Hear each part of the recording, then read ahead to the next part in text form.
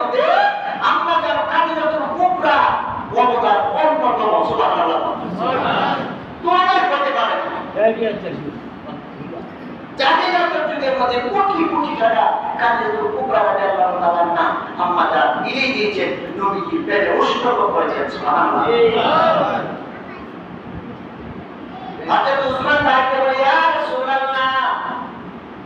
আপনার চক্ষু মোবারকের পানি দেখে আমি উসমানের সম্পর্কে কি করব? আমি উসমানের সম্পর্কে কোনো লাভ নাই ইয়া রাসূলুল্লাহ। আমার জীবনে যত সম্পদ আছে সবকিছু বিলাই দিয়ে দেব আমি। হযরত বেলাল রাদিয়াল্লাহু তাআলা মুক্তি করে বজরে সুবহানাল্লাহ। এই কথা বলার পরে উমাইয়া বিশাল বড় একটা বায়না ধরছে। তো কাফেরের জাত খারাপ।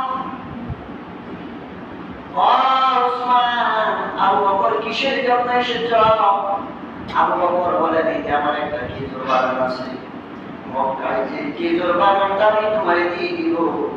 খেজুর বাগানের মধ্যে 1000 খেজুর গাছ, 6000 বিশাল বড় গাছ, 1000 খেজুর গাছ। ওই বাগানটা আমি তোমাকে দিয়ে দিব।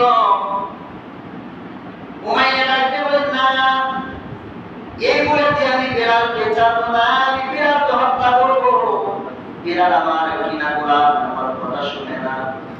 আল্লাহ আল্লাহ বলে মুহাম্মদ রাসূলুল্লাহ কাছে গ্রহণ করেছি। মুহাম্মদ এমন এক পর্যায়ে চলে গেছে, বাদশার 14 গোষ্ঠী ধর্মকে নস্যাৎ করে দিয়া মুহাম্মাদের ধর্ম আস্তে আস্তে বড় হয়ে যাচ্ছে। যারা কোন সুবহানাল্লাহ। নবী কি ধর্ম আরে বানায় নিয়েছে? না। নবী কি ধর্ম বানাইছে? না। ধর্মটা কার? আল্লাহ। আল্লাহর পাঠানো ধর্ম কার? আল্লাহ। আল্লাহর পাঠানো ধর্ম। সুবহানাল্লাহ।